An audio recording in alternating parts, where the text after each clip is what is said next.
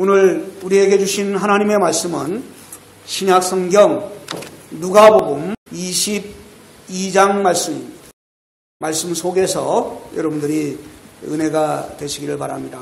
그레그 힐이라고 하는 사람이 5가지 부의 비결이라고 하는 아주 유명한 책을 썼습니다. 제가 노예에 가서 자카르타 동북교회 최진기 목사님께서 선물을 하나 주시더라고요.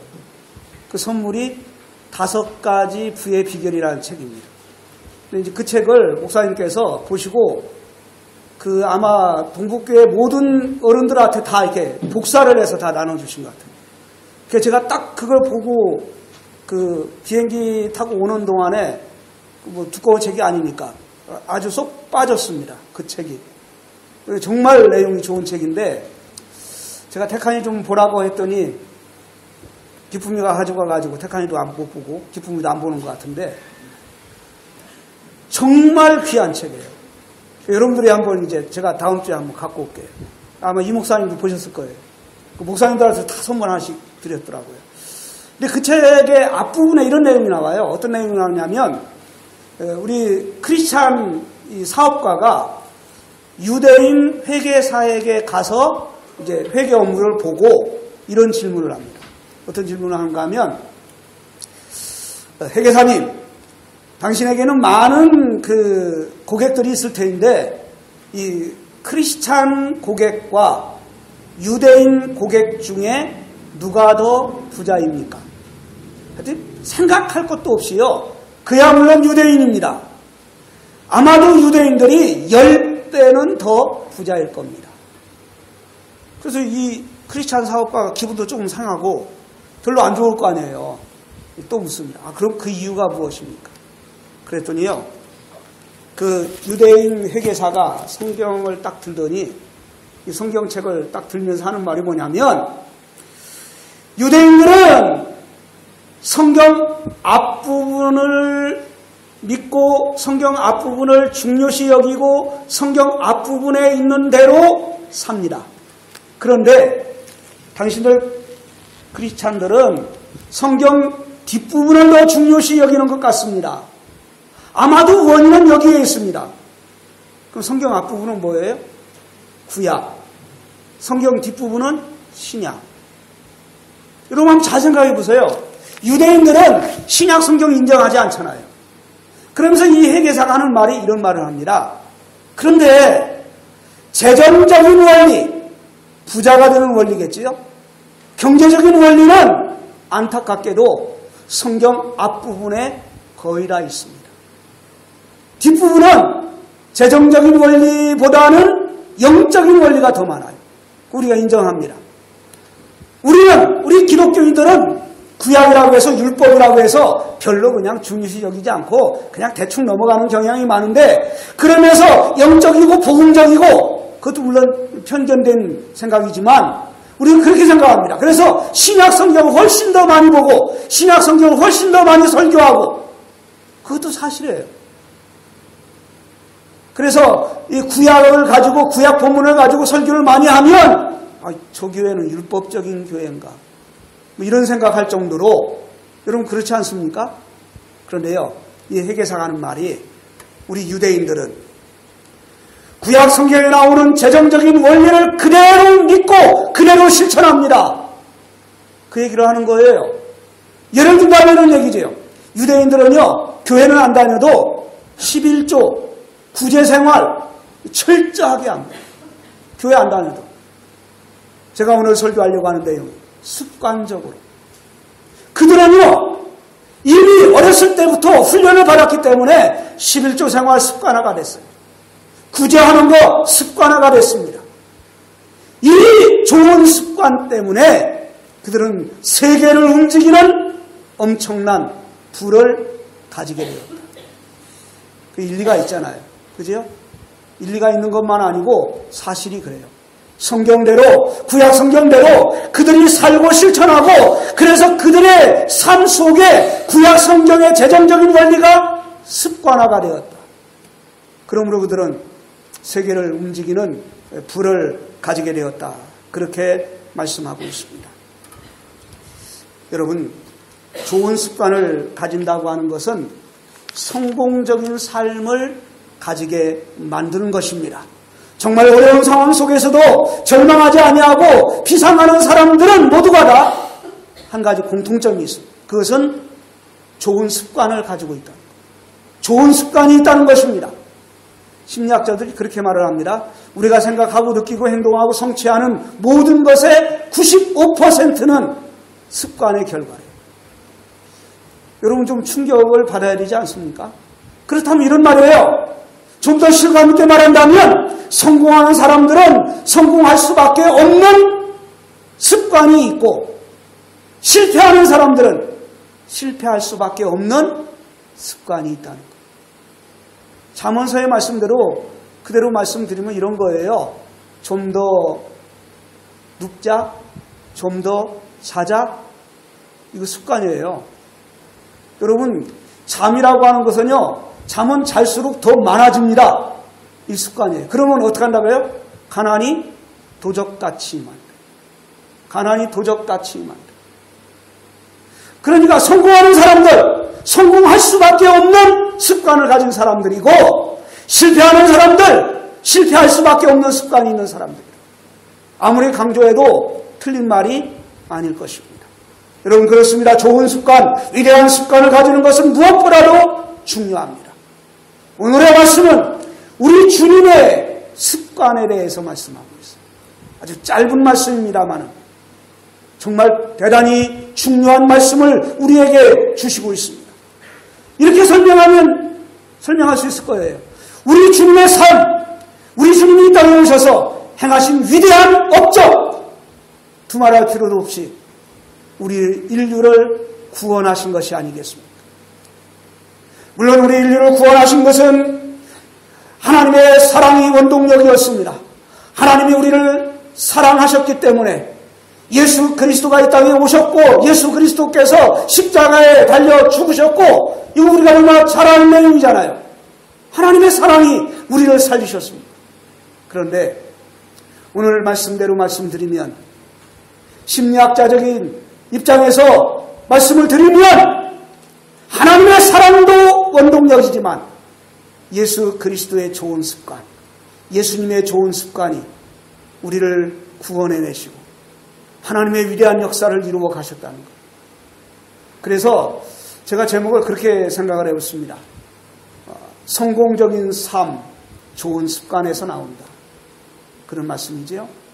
그러면 오늘 본문 말씀을 중심으로 해서 우리들이 가져야 될 좋은 습관은 무엇인가? 우리를 성공적인 삶으로 이끌어가는 좋은 습관은 무엇인가? 여러 가지가 있습니다만 그 중에 첫째는 기도하는 습관입니다. 기도하는 습관입니다. 여러분, 오늘 39절 말씀에 이렇게 말씀합니다. 예수께서 나가사 습관을 따라 감람산에 가심에 제자들도 따라갔더니, 여러분 이 말씀 보면서 그냥 넘어갈 수 있어요. 그런데 조금만 깊이 있게 들여다보면 여러분들이 좀 충격을 받아요. 저는 이 설교 준비하면서 정말 큰 충격을 받았어요. 아무것도 아닌 말씀 같은데 이 말씀 속에 인류를 구원하신 위대한 역사가 들어있고 예수 그리스도의 습관이 오늘 우리에게 엄청난 도전으로 다가오고 있다는 말씀입니다. 여러분, 누가가 이렇게 말씀하잖아요. 예수께서 습관을 따라 감람산에 가셨다. 습관적으로 감람산에 올라가셨다는 말씀입니다. 왜 감람산에 가셨을까? 그것은 두말할 필요가 없지요. 기도하기 위해서라. 그런 말씀으로 본문 말씀의 핵심적인 내용입니다. 기도하기 위해서. 그랬더니 습관을 따라 우리 예수님께서 감람산에 올라가셨는데 제자들 할 수 없이 따라가야 되잖아요. 예수님 따라가는 사람이 제자들입니다. 예수님이 감람산의 습관을 따라서 감람산에 올라갔을 때 제자들도 따라갑니다. 이 감람산은 여러분 잘 아는 대로 겟세마네 동산이에요. 감람산이 그 높은 산이 아니에요. 동산처럼 야트막한 산이니까 우리 주님이 그 겟세마네 동산에 올라가시면서 제자들에게 이렇게 말합니다. 야, 너희들 유혹에 시험에 들지 않도록 기도해야 한다. 가시면서 말씀하시는 거예요. 제자들에게 기도를 가르치시고 기도의 중요성을 강조하시고 조금 더 강조해서 말씀드리면 기도하라고 명하시는 거예요. 유혹에 빠지지 않도록 기도해라. 그리고서 주님은 조금 더 올라가요. 조금 더 올라가서 오늘 말씀대로 하면 돌 던질 만큼 주님이 가셔서 혼자 기도하시기 시작하지요. 아버지여, 만일 아버지의 뜻이거든 이 잔을 내게서 옮기시옵소서. 그러나 내 원대로 마옵시고 아버지의 원대로 되기를 원하나이다. 이 예수님의 기도가요, 얼마나 처절한 영적인 싸움이었던지 오늘 본문이 그걸 설명해줘요. 너무 힘든 거예요. 예수님이 겟세마네 동산에 올라가서 기도하는데 그 기도하는 것 자체가 너무 힘이 드는 거예요. 여러분, 기도는 힘든 거예요. 기도가 쉽다고 생각하는 사람 천만의 말씀이에요. 기도하기가 얼마나 어려운지 아십니까? 왜 그런가 하면 사탄이 방해하기 때문에. 기도하려고만 하면 사탄이 방해합니다. 여러분, 여기에 넘어가서는 안 돼요. 기도하려고 하면 바빠지지요? 기도하려고 하면 피곤하지요? 기도하려고 하면 반드시 무슨 일이 생기지요? 왜 그렇습니까? 사탄 때문에 그런 거예요. 내가 마음 먹고 이제는 정말 하나님 앞에 기도해야 되겠습니다. 작정을 하고 기도하려고 그렇게 하면 사탄이 그냥 두지 않아요. 예수님 마찬가지예요. 너무 힘이 들어요. 너무 힘이 드니까 그래도 하나님 앞에 기도하니까 어떤 일이 일어납니까? 오늘 말씀 잘 보세요. 천사가 내려와서, 하늘에서 천사가 내려와서 예수님에게 힘을 공급해 주십니다. 이 장면 여러분 놓치지 마십시오. 내가 사탄의 방해 가운데도 불구하고 힘을 내서 기도하면 성령께서, 하나님께서 우리에게 힘을 북돋아 주세요. 그런데 사탄의 방해 공작에 넘어가서 기도하지 못하면 영원히 기도 못해요. 이런 힘을 낼 수가 없습니다.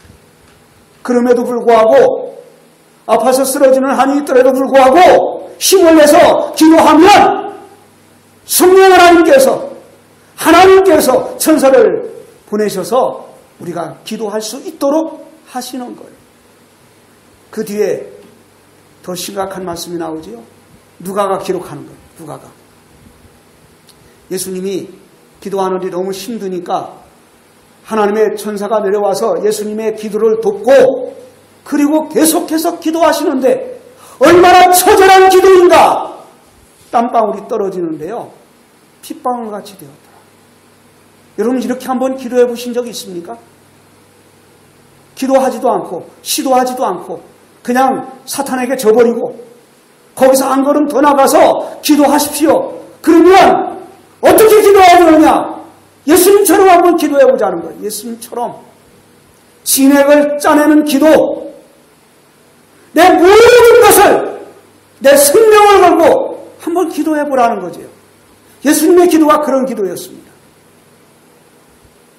그런데 예수님의 기도 강조하는 것보다 오늘 설교는 습관이라고 말씀드렸습니다. 습관을 따라. 너무나도 중요한 말씀이 아닐 수가 없다. 그런 말씀이에요. 여러분, 성경에 나타난 위대한 믿음의 사람들은 습관적으로 기도한 사람들. 습관적으로.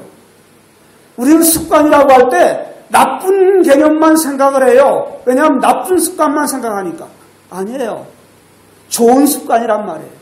기도하는 습관은 최고로 좋은 습관이에요. 여러분, 다니엘 너무나도 잘 알고 있지요?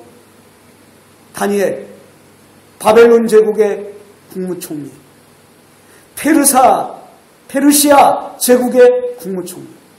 이건 국가가 바뀌어도요, 그러니까 정권이 바뀌었다고 해야 되나? 나라가 바뀌어도 이 사람은 정치적으로 살아있는 사람. 대단한 사람 아닙니까? 정말 대단한 사람이죠. 근데 이 사람이, 이 다니엘이 그토록 대단한 위대한 정치가가 될 수 있었던 원동력은 무엇이냐? 습관대로 기도해서 그래요. 다니엘 6장 말씀 보면 분명히 그렇게 말씀해요. 여러분, 다니엘 6장 10절에 이렇게 말씀합니다. 다니엘이 이 조서의 왕의 도장이 찍힌 것을 알고도 자기 집에 돌아가서 입방에 올라가 예루살렘으로 향한 창문을 열고 전에 하던 대로 오늘 설교대로 말씀드리면 습관대로 전에 하던 대로 하루 3번씩 무릎을 꿇고 기도하여 그의 하나님께 감사하였더라. 다리오 왕은 전국에 법령을 반포했습니다. 그게 뭐냐면 오늘부터 30일 동안은 어떤 신에게든지 어떤 사람에게든지 무엇을 구하면 기도하면 사자굴에 던져 넣겠다. 조서를 반포하고 거기다 도장을 꽉 찍었습니다. 누구도 바꿀 수가 없는 명령이에요. 왕의 명령, 황제의 명령입니다. 다니엘이 그 조서에 어인이 찍힌 것을 알고도 도장이 찍힌 것을 알고도 전에 하던 대로 습관대로 하루에 3번씩 예루살렘을 향하여 문을 열어놓고 하나님 앞에 기도하였더라. 대단하지 않습니까? 자기 목숨 내놔야 되잖아요. 사자굴에 던짐을 받을 수밖에 없잖아요. 그래도 기도하는 습관. 이게 대단해요. 사도행전 3장 말씀해 보면 나면서부터 앉은 배 일했던 사람이 벌떡 일어나서 걷기도 하고 뛰기도 하고 그런 장면 여러분 기억하시죠? 그 기적이 어떻게 일어났는가? 베드로와 요한이 제9시 기도하는 시간에 기도하러 예루살렘 성전으로 들어가다가 그 기적이 나타난 거예요. 습관대로. 9시가 되면 그는 습관대로 성전에 올라가 기도하는 거예요. 습관대로 기도하는 사람. 위대한 능력과 역사가 나타났다. 그런 말씀이죠. 오늘 어버이 주일입니다. 우리 중고등학부 학생들이 난 꽃 따라줄 줄 알았더니 먹는 꽃을 준비하는 거예요. 먹는 꽃. 제가 보니까 중고등학교 맞습니다. 청년들이 잘 모르겠어요. 그랬더니 떡 위에다가 꽃 만들어 놨더라고요. 제가 보고 왔어요. 먹는 떡도 괜찮은 것 같아요. 달아주는 떡은, 꽃은 없어지잖아요. 누구 아이디어인지 참 좋은 아이디어. 부모님들 행복하게 만드는데, 여러분, 그거보다 더 좋은 부모님께 드리는 선물이 하나 있습니다. 뭔지 아십니까? 기도하는 습관을 가지라. 기도하는 습관. 부모님에게 최고의 좋은 선물. 왜? 기도하는 습관을 가지면 내가 성공하니까. 나도 좋고 부모님도 좋고. 기도하는 습관. 어렸을 때부터 가지셔야 돼요. 유대인들은 여기서 성공하는 거예요. 여기서. 두 번째로 우리의 삶을 성공적으로 만들어주는 좋은 습관은 무엇인가? 다른 사람을 먼저 생각하는 습관이라는 거예요. 다른 사람을 먼저 배려하는 습관. 이것도 우리가 부단히 노력하고 그래서 습관화가 돼야 됩니다. 범죄하고 타락한 인간은요, 다른 사람을 배려하는 것을 잊어버렸어요. 이게 타락의 결과예요. 나만 생각, 나 먼저 생각하는. 정말 심각한 인간의 타락의 결과예요. 잠언 11장 25절 말씀에 보면 이런 말씀이 나옵니다. 구제를 좋아하는 자는 풍족하여질 것이요 남을 윤택하게 하는 자는 자기도 윤택하여 지리라. 성공적인 삶을 살게 만들어주는 원리가 다른 사람을 먼저 생각하라는 거예요. 다른 사람을 먼저 배려하라는 거예요. 다른 사람을 먼저 성공시키라는 겁니다. 다른 사람을 먼저 윤택하게 하라. 그런 말씀이죠. 그러니까 다른 사람을 배려하는 습관이에요. 이렇게 해석해도 틀림이 없습니다. 이걸 기도라고 하는 측면에서 말씀을 드린다면 바로 중보기도예요. 다른 사람을 위해서 먼저 기도하는 거예요.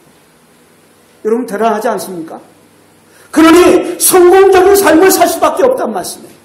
지난 시간에 나오미의 얘기를 했습니다. 나오미와 룻과 이 관계. 나오미와 룻이 그 처절한 절망 속에서 행복해질 수 있었던 또 한 가지 원동력이 있습니다. 그건 뭐냐면 서로 다른 사람을 먼저 배려하는 거예요. 나오미가 베들레헴으로 돌아가려고 결정을 했습니다. 그런데 가만히 보니까 자기 며느리 2사람밖에 없는데 이 며느리들 데리고 가면 보장이 없단 말이에요. 며느리들이 정말 행복하게 살게 해줄 수 있는 그런 자신이 자기에게는 아무것도 없어요. 그래서 두 며느리에게 말하잖아요. 야, 너희들 돌아가라. 너희 친정집으로 돌아가라. 너희 모압 족속으로 돌아가라. 그러면 너희들이 행복하게 살 수 있을 거 아니냐. 어머니가 강권을 하는 거예요. 그러니까 큰 며느리 오르바가 돌아가잖아요. 여기서 우리가 생각해 볼 수 있는 것이 바로 그런 거예요. 나오미가 생각할 때 나오미는 이 며느리들을 먼저 생각한 거예요. 사실 어머니 입장에서 이제 나이도 있고 늙었는데 며느리가 같이 가서 어머니를 도와주면 훨씬 더 힘이 드잖아요. 그런데 그렇게 하지 않고 야, 너 떠나가라. 나오미는 며느리를 먼저 배려하는 거예요. 그럼 룻은 어떻게 했습니까? 오르바는 돌아갔지만 무슨 생각해 보는 거예요? 아, 내가 어머니를 떠나가면 나이 많은 연세 많은 어머니는 어떻게 살까? 그러니까 안 되겠다. 어머니를 배려해서 내가 어머니 따라가겠습니다. 이 장면이에요. 이 장면. 우리가 다른 사람을 먼저 배려하고 다른 사람을 먼저 생각해주고 그렇게 살면 손해볼 것 같잖아요. 그런데 하나님이 책임져 주십니다. 잠언 11장 말씀은 바로 그런 말씀이에요. 하나님이 책임져 주십니다. 그래서 나오미와 룻은 결국은 행복을 되찾게 됩니다. 다른 사람을 배려해주는 그런 습관이야말로 우리를 성공적인 삶을 살게 만들어주는 위대한 습관입니다. 마지막으로 한 가지만 더 말씀드리겠습니다. 가장 좋은 습관은 무엇인가? 참고 기다리는 습관입니다. 시편 37편 7절 말씀에 이렇게 말씀하고 있습니다. 여호와 앞에 잠잠하고 참고 기다리라. 자기 길이 형통하며 악한 꾀를 이루는 자 때문에 불평하여 말지어다. 그렇게 말씀합니다. 성공적인 삶의 원리가 여기에 또 한 가지 계시되어 있습니다. 여호와 앞에 잠잠하고 참고 기다리라. 쉬운 말은 아니죠. 참기 어려운 상황입니다. 참기 어려운 환경입니다. 참기 어려운 조건입니다.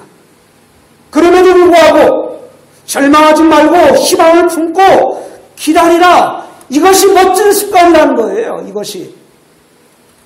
게리 토마스라고 하는 분이 이런 말을 했습니다. 절망을 희망으로 바꾸기 위해서는 기다림이 필요합니다. 기다림은 희망의 문이요, 우리가 세상에서 고통에 직면할 때마다 필요한 영성의 필수 영양소입니다. 인내 없는 사랑 없고 기다림이 없는 사랑도 없습니다. 그런 말, 유명한 말이니까 한번 제가 소개해 드렸는데요. 여러분 카네기 아시죠? 카네기 세계적인 강철왕, 정말 대단한 사람이잖아요. 이 사람이 처음에 이 철을 파는 그런 철강업을 사업했던 사람이 아니에요. 이 사람은 세일즈맨이었습니다. 세일즈맨. 근데 이 세일즈맨은 무엇보다 말을 잘해야 되잖아요. 근데 이 사람은 말하는 은사가 없었던 모양이에요. 그래서 물건을 팔기는 팔아야 되는데 사람들마다 거절하는 거예요. 다 거절. 그리고 어떤 때는요, 실적이 하나도 없어요. 그 실적이 없으면 성과금도 없잖아요. 그러니까 막 좌절하는 거예요. 야, 하나님 나에게는 이런 재주를 안 준 모양이다. 그러면서 점점 자신이 이게 줄어들잖아요. 그 다른 사람 만나기도 싫어져요. 세일즈맨이 사람 만나는 거 두려워하기 시작하면 끝난 거예요. 그러니까 자기도 모르게 우울증처럼 자기 혼자만 시간을 갖는 거예요. 다른 사람 만나기가 두려우니까. 그래서 어느 날 이 사람이 이제 그런 마음 가지고 절망 속에서 야, 나는 이제 할 것이 없는 모양이다 하고서 이제 혼자 곰곰이 생각하다가 어느 거리를 지나가다가 가게 안에 그림을 하나 보는데 그 그림이 눈에 확 들어오는 거예요. 어떤 그림인가 하면 아주 유명한 화가가 그린 그림이 아니고 자기가 바로 볼품없는 그림이에요. 근데 그 그림에 빠진 거예요. 그 그림은 바닷가에 바닷가의 모래밭 위에 아주 보잘것없는 나룻배 하나를 그린 그림이에요. 여러분 그 그림 보셨습니까? 아주 유명한 그림 됐는데 그 때문에 정말 볼품없어요. 바닷가에 그냥 누가 갖다 끌어다 놨는지 나룻배 하나 딱 그런 그림인데 이 사람이 그 그림에 빠진 게 아니고 그 그림 밑에 아주 작은 글씨로 한 문장이 써있는 거기에 빠진 거예요. 거기에 뭐라고 써있는가 하면 여러분 아십니까? 이런 글이 써있어요. 반드시 밀물 때는 온다. 밀물 뭔지 알죠? 썰물은 바닷물이 다 빠져나가는 것이 썰물이고 밀물은 바닷물이 들어오는 게 밀물이에요. 그런데 거기에 그렇게 써있는 거예요. 조그마한 글씨로 그 그림 밑에 이렇게 써있는 거예요. 반드시 밀물 때는 온다. 이 카네기가 거기에 충격을 받은 거예요.